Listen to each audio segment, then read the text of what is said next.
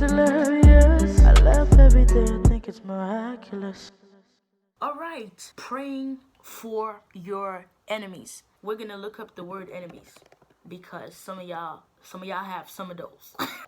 Enemies. Is it working?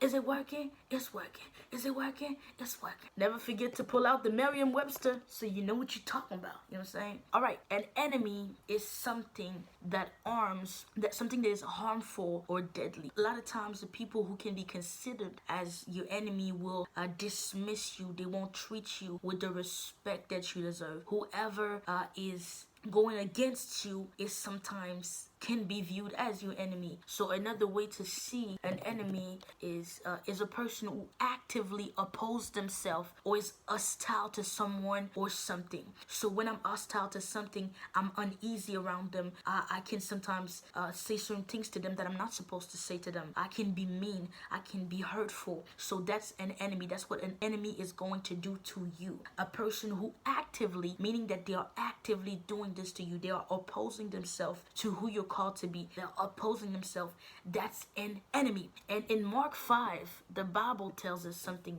pretty crazy. It tells us, but I tell you, love your enemies and pray for those who persecute you. And then you just wonder, is God talking to me? Because this cannot be addressed to me. And the main thing is understanding we have heard love your neighbor and hate your enemy. But the Bible tells us, Jesus was telling the disciples, I tell you, love your enemies and pray for those who persecute you. It's extremely important to pray for the people who persecute you, to be like Jesus. And we understand that even when Jesus went to the cross, he had the courage of saying some of the, I'm gonna be honest with y'all, he was like, they do not know what they are doing. They don't know what they are doing. Forgive them, Father.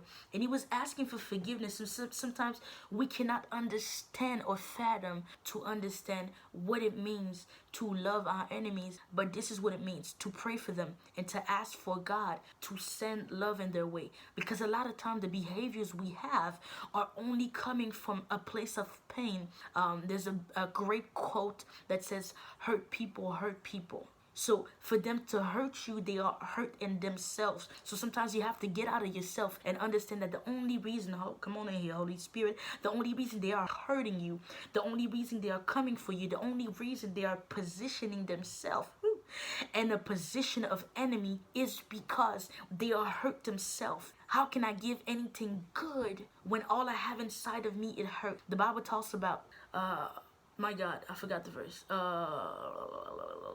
The Bible talks about in Proverbs 23 verse 7, for as he thinks in his heart, so is he. Eat and drink, he says to you, but his heart is not with you. And then we have a great verse talking about Proverbs 4 verse 23, guard your heart. And then it talks about in the end of the verse, it tells us why we have to guard it. The Bible is very clear about this, because out of your heart comes out all the issues of life. So whenever you answer to your enemy with the same stuff they are giving to you, you're fighting against flesh. So what you need to understand is that it's not the person talking to you from this place, they're talking from within.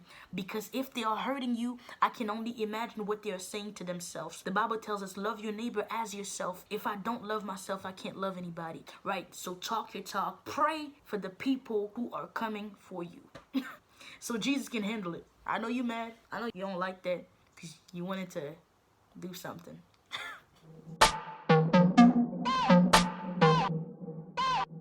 Pull up on a block, all you had to do was just budge.